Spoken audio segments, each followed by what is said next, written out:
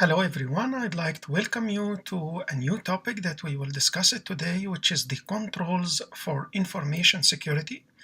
This topic is strongly related to the topic we discussed in the previous chapter. If you remember, in the previous chapter we talked about three frameworks. One, which is COBIT. The second one, the internal control, which is developed by COSO. The third one is the enterprise risk management, which is also developed by COSO. Today we will talk about a new topic, which is a new framework called Trust Security Framework. And as you can see, the framework is developed into 4 pillars with the foundation and the top. What does it mean from this framework?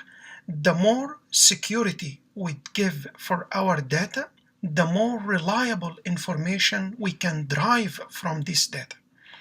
And as you can see here, this framework will be covered in 3 chapters. In the first chapter, which we will discuss it this week, is security. I mean by security is access to the system and data is controlled and restricted to legitimate and authorized users. And we will discuss all the different controls we should make it in this chapter, whether preventive or detective or corrective. In chapter 9, we talk about the first 2 pillars in this framework: confidentiality, which means all the sensitive organizational data is protected, and privacy, which means the personal information about trading partners, investors, and employees are protected. And in chapter 10, we talk about processing integrity, which means the data will be processed accurately, completely, in a timely manner, and only with proper authorization. And finally, we want to make sure that the system is running all the time, 24/7, and this is what we mean by availability. So you can tell that to get reliable information, you have to do some work. And here we start looking at the security life cycle. So before we start implementing the framework, we need to check the threats and the risk response that the company has developed to control their information. Then we start develop and communicate the policy to the different employees, acquire and implement the solutions, and then monitor the performance. So first step, as you can see in this life cycle, is the threats. What are the threats that could come to the system? And we should put ourselves in the place of a hacker. How a person can penetrate our system, get access to our data. So here you can see that there are some steps the hacker might use to get advantage of our system. First, they conduct reconnaissance, which means they become familiar with our system. Then they start making social engineering, and I hope you still remember this one from the fraud techniques we covered in chapter 6, where they use deception to obtain unauthorized access to information resources. Once the hacker is contacting some employees and getting some kind of response, then he will start to scan and map the target, where he or she conduct more detailed reconnaissance, then find out some vulnerability. And this is what we mean by research. And here we need to differentiate between exploit and vulnerability. Exploit were the software code that can be used to take advantage of flaw and compromise a system. But vulnerability, it's the flaw or the weakness in the program. And then the hacker will do his own homework to start addressing the different vulnerabilities to execute the attack and then cover up his attack. And then we say, what are the security approaches we need to do it to prevent the hacker from doing his work? First, we do something we call it defense in depth, where we put different layers of control, starting from preventive to detective, so we can avoid a single point of failure. And here we need to estimate the time is based for the hacker to break in. And we call this time P, or breakthrough, which is how much time the hacker needs to penetrate our system. And then from our side, we calculate the detective time of our system and the corrective. And then we say, if the hacker is going to spend more time than our system to detect and correct the problem, then we would be able to control our system from any attacks. And then we start thinking about the different controls we should make it for our system. First, the preventive control. And here we have 5 elements in the preventive control. First of all, people. And by the way, in preventive control, the most important element is people. What do we need to do with our employees in the company or the different stakeholders who have different access to the system? First, we need to do some culture of security where we set up the tone at the top of the management, which means starting from the executive management and going through the organizational hierarchy, we need to make sure that everyone at all the different positions are aware of the security process they should take to protect the company's information. And then we should give training to the employees so they can follow some safe computing practices. For example, we tell them that they should have physical protection to their laptops and cell phone.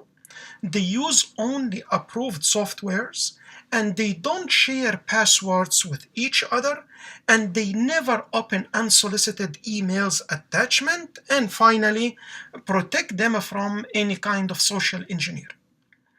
So for the people, we need to give them regular training to ensure that they are aware of the security and they implement it in their daily life. For the process, we do 2 things. Number 1, authentication, and number 2, authorization. For the authentication, as you might be aware, that we need to make sure that the person who's accessing the system is the right person. So usually we put some biometric characteristic like fingerprint, or we can ask the person to put his smart card or ID badge to get access, or ask for password and PIN number, or we make 2 or more types of authentication, and this one we call it multi-factor authentication. And finally, we might use multiple authentication credentials of the same type, and this one we call it multi-modal authentication. So in brief, authentication means ensure that the person who's accessing the system is the right person. But if we get assurance that this is the right person, then the second step is which part of the system he should get access to. And this one we call it authorization, where we determine what the person can access. And as you can see here, the help desk is usually putting this map to show which person has access to which files and programs, and we can control this through different passwords. So for example, you have here Inhale. She has access to C file, and she doesn't have any access to any program. The second one, Jones, he has access to 2 files, but he has access to 1 program, and so on. So we can develop this map to ensure which persons has which type of access. And then we start to implement some IT solutions. For the IT solutions, we need to upload or get access to anti-malware controls and network access controls. And we need to ensure that the controls are able to remove or disable unnecessary program or features on time.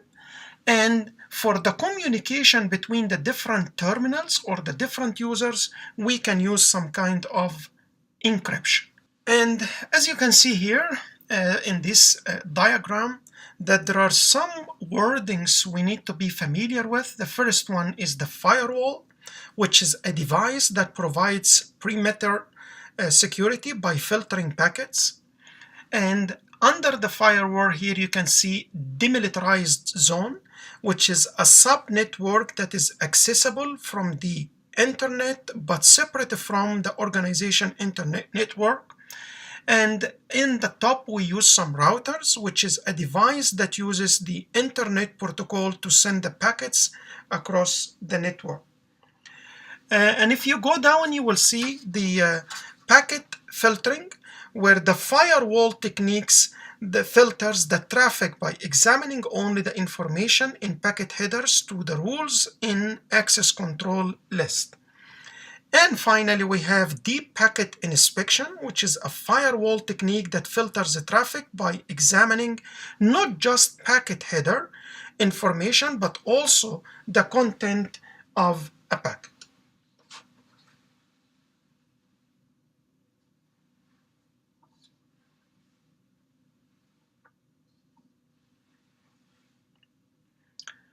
Now, let us look at the preventive control.